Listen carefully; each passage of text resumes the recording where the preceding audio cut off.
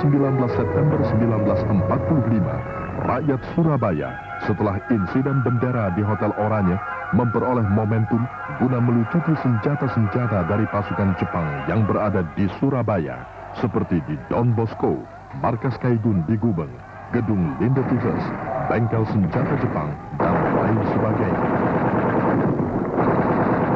Peristiwa bendera di Hotel Oranye ini sangat menarik perhatian sebagai suatu hal yang menonjol dalam rangka perjuangan mempertahankan kemerdekaan Indonesia di Surabaya. Ini adalah tank-tank Jepang yang jatuh ke tangan kita. Dalam perlucutan senjata tentara Jepang ini, peran polisi istimewa kita menjadi cukup penting. Pada tanggal 20 September 1945, terjadi demonstrasi rakyat Surabaya secara besar-besaran dari Stadion Tambak Sari menuju Simpang dan Gedung Pemuda.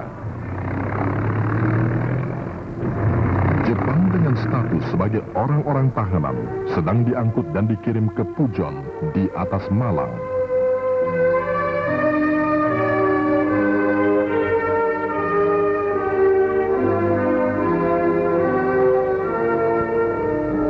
Inilah satu brigade pasukan Inggris diberangkatkan dari Kalkuta menuju Surabaya.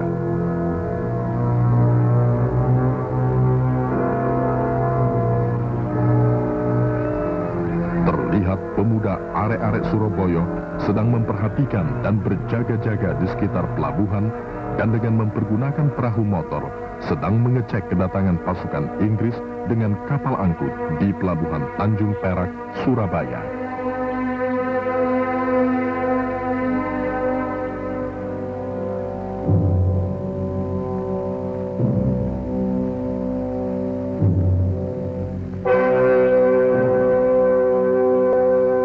Pendaratan pasukan Inggris Brigade ke-49 berlangsung pada tanggal 25 Oktober 1945 di bawah pimpinan Brigadir Jenderal Malaby. Brigade yang dikirim ke Surabaya ini merupakan sebuah brigade grup infanteri India ke-49 yang umumnya dipimpin oleh perwira-perwira Inggris dan India. Rakyat Surabaya menonton yang sedang berbaris. Semboyan dalam bahasa Inggris yang tertulis di papan besar itu menolak kedatangan pasukan asing di bumi Indonesia. Pimpinan pasukan Inggris di Pulau Jawa sedang melaksanakan briefing dengan pasukan Inggris di Surabaya. Allahu Akbar, Allahu Akbar, Allahu Akbar. Merdeka! Bung Tomo mencela pasukan lebih dengan terang-terangan mengambil dan merampas hak kedaulatan bangsa Indonesia dengan menyerobot gedung RRI di Simpang, Surabaya, gedung Internasio, Rumah Sakit Darmo, kantor besar kereta api, dan lain-lain tempat milik Republik Indonesia di Surabaya. Rakyat Surabaya dengan segala kemampuan dan kekuatan yang ada membela kedaulatan kita yang dilanggar, dan terjadilah tembak-menembak dengan pasukan Inggris. Akibat dari tindakan semena-mena dari Malaby ini, maka kemarahan rakyat Surabaya semakin menjadi, dan akhirnya terjadilah pengerusakan dan pembakaran terhadap gedung RRI di daerah Simpang. Satu peleton pasukan Inggris habis ditelan api. Pertempuran 3 hari terjadi terus antara pejuang-pejuang arek-arek Surabaya dengan tentara Inggris.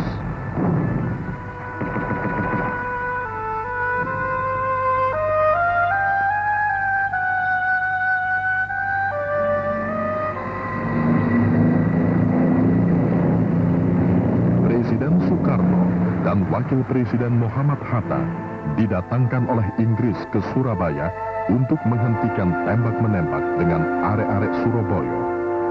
Kemarahan rakyat Surabaya baru dapat diredakan ketika Presiden Soekarno dan Wakil Presiden Muhammad Hatta tiba di Surabaya pada tanggal 29 Oktober 1945 atas permintaan sekutu untuk menyelesaikan persengketaan antara pemuda dan TKR di satu pihak dengan tentara Inggris di lain pihak, dan terjadilah gencatan senjata.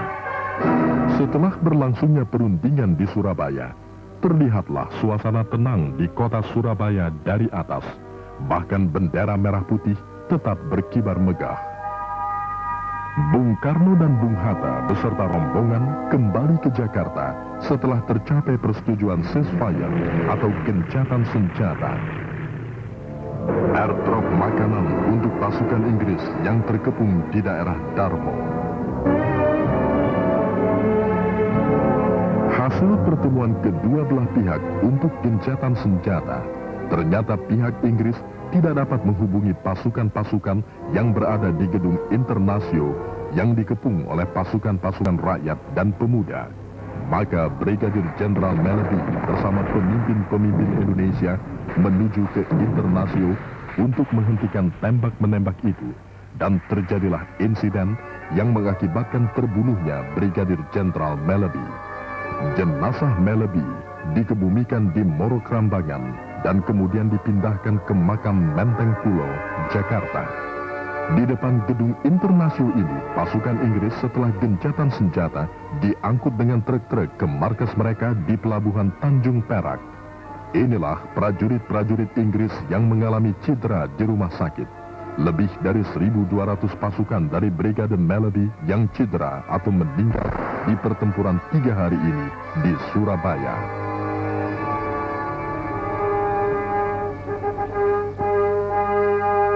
Di Moro Krambangan terjadi pemeriksaan barisan yang dilakukan oleh Manser terhadap pasukan induk Inggris yang baru tiba lebih dari 1 divisi di Surabaya pada tanggal 4, 5, dan 6 November 1945. Di pihak Inggris, kelihatannya telah mempersiapkan segi keamanannya dengan mengungsikan semua penduduk sipil barat yang terdiri dari para wanita-wanita dan anak-anak kecil untuk diberangkatkan keluar dari Surabaya pada tanggal 5 November 1945.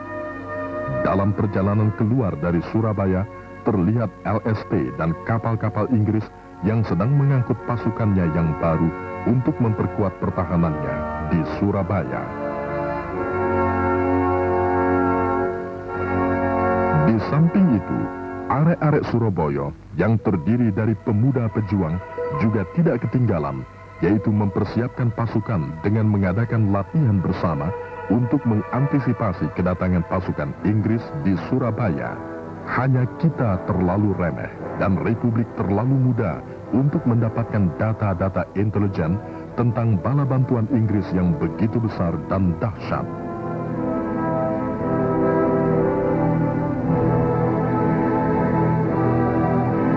Pada tanggal 6 November 1945, pasukan Inggris dalam pertemuan di Singapura memberangkatkan beberapa pesawat dari Skadron RAF dari Pelabuhan Udara Singapura, Changi, menuju Surabaya melalui Jakarta dan Semarang. Pesawat-pesawat ini telah dilengkapi dengan senjata-senjata berat untuk menggempur Surabaya dari udara.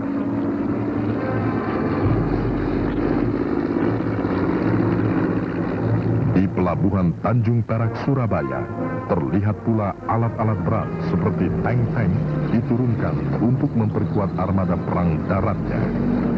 Inilah serdadu Belanda dan Nika yang datang memboncengi pasukan sekutu di Surabaya.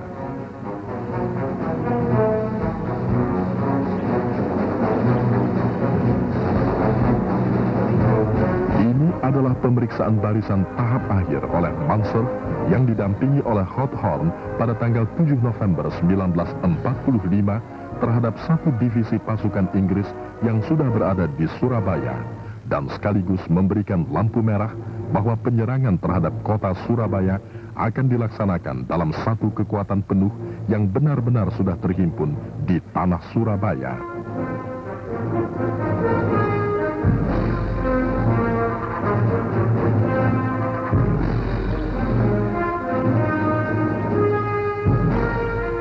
Begitupun pemasangan bom-bom pada pesawat tempur telah dipersiapkan secara cermat.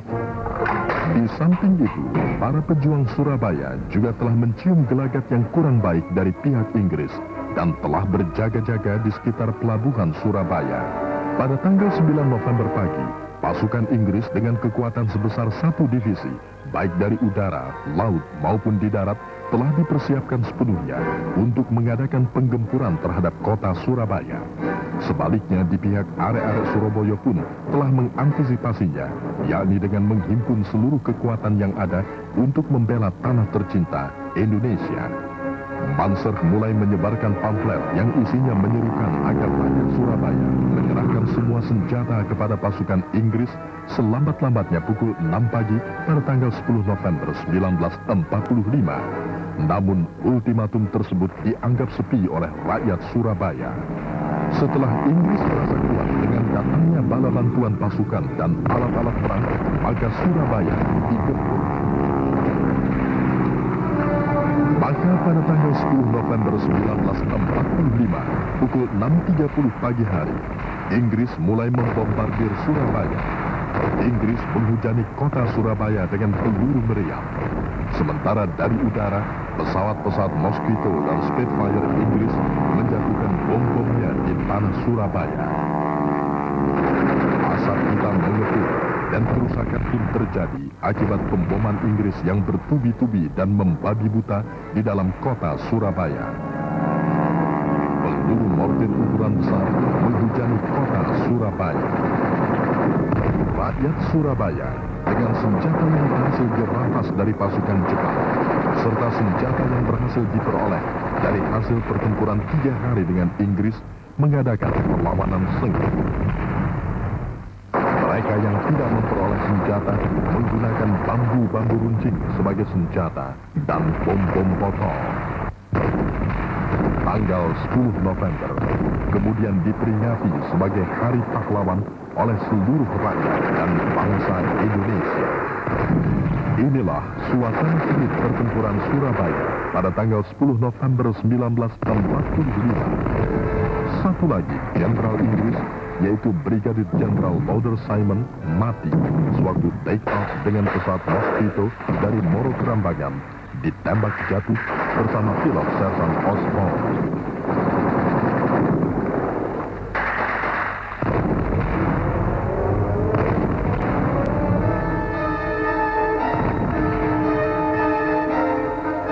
Kendaraan lapis baja Inggris menjelajahi jalan-jalan memasuki daerah benteng dengan menembaki semua sasaran di segala penjuru, tetapi tertahan di dekat viaduk.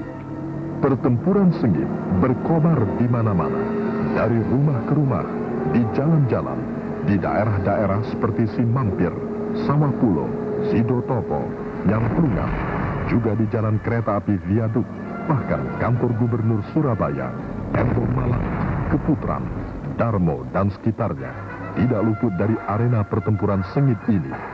Pertempuran sengit sebagai perlawanan rakyat Surabaya juga terjadi di stasiun kereta api Pasar Turi, markas BPM di Wonokromo, Kebun Binatang, dan Jembatan Wonokromo pada tanggal 2 Desember 1945.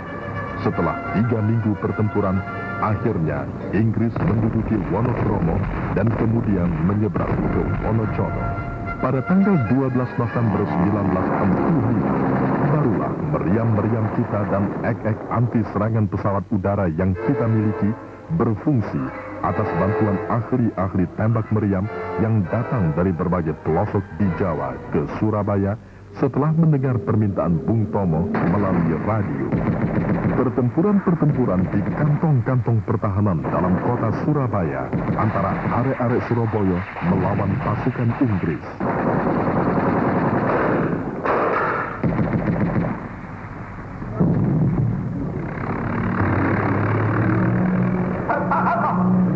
Allah akan memberikan kemenangan kepada kita. Daerah Jembatan Merah diduduki oleh pasukan Inggris. Di daerah ini banyak terdapat masyarakat Cina yang juga mempunyai badan palang merah. Permulaan pertempuran dimulai dari Moro Kerambangan, ujung Tanjung Perak. 5 batalion dikerahkan untuk menggempur kita ke arah viaduk.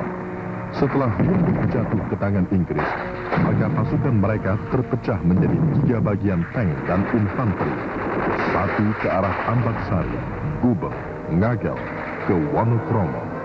Sedangkan pasukan induknya menembus kota melalui kantor gubernur, Tunjungan, Embong Malang, Simpang, Kaliasem, ke Putra melalui Darmo ke Wonokromo, dan sayap kanannya menembus Pasar Turi, Sawahan, Lenes Boulevard ke Wonokromo dan kembali turun melalui Darmo untuk menghantam kita di Keputran. Dan akhirnya berjatuhanlah banyak korban di pihak kita di daerah Keputran, termasuk anak-anak Trik dan penghuni penjara Kalisosok yang ikut terkubur dalam barisan berani mati. Setelah viaduk jatuh ke tangan Inggris, maka mulailah mereka menghujani dengan bom dan mortir-mortir ukuran besar ke dalam kota, juga serangan udara dan meriam ke garis-garis pertahanan kita di sektor timur dan tengah serta barat, sehingga banyak rakyat menjadi korban. Pertempuran yang tidak seimbang ini mengakibatkan pasukan Inggris menguasai kota dan menjelajahi seluruh jalanan dengan menggunakan tank-tank dalam bentuk konvoi dalam jumlah yang cukup banyak. Penggempuran dari udara oleh pasukan Inggris selalu dibalas dengan menggunakan meriam-meriam anti serangan udara ek-ek dengan kaliber 20 dan 40 mm yang dilakukan oleh pejuang-pejuang arek-arek Surabaya. Di daerah Wonokromo dan Gunung Sari, pasukan Inggris selalu dalam keadaan siap siaga, berjaga-jaga dan memonitor untuk mengetahui situasi dan kondisi dari pasukan Inggris lainnya yang berada baik di dalam kota maupun di luar kota. Pasukan kita terdiri dari regu-regu TKR dan TRIP selalu menghalau barisan konvoi dari berpuluh-puluh truk Inggris yang bergerak maju menuju keluar kota untuk melebarkan sayapnya sampai di sepanjang dan di lain front dan menduduki pendopo. Meriam ek-ek kita tanpa henti-hentinya terus menembaki pesawat-pesawat Inggris yang melintasi kubu pertahanan para pejuang Surabaya, dan beberapa pesawat ditembak jatuh. Barisan konvoi dan berpuluh-puluh truk terlibat dalam aksi pertempuran yang berkobar di daerah Wonocolo. TKR dan para pejuang yang memperoleh beberapa pucuk meriam berat terus mencoba menahan majunya pasukan Inggris.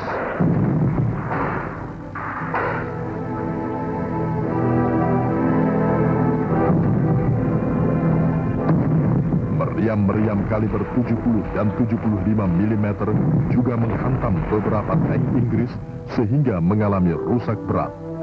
Juga terjadi duel meriam TKR dan artileri Inggris. Peluru meriam kaliber 75 mm kita menghantam satu kapal Inggris yang sedang merapat di Tanjung Perak. Para pejuang serta rakyat Surabaya memiliki semangat berjuang yang tinggi, sehingga secara terus-menerus mengadakan perlawanan terhadap pasukan Inggris yang selalu bergerak maju keluar kota menuju ke Sepanjang dan Kletek dengan menggunakan peralatan-peralatan berat seperti tank-tank Shelton dan meriam howitzer, diikuti oleh konvoi truk dengan infanterinya.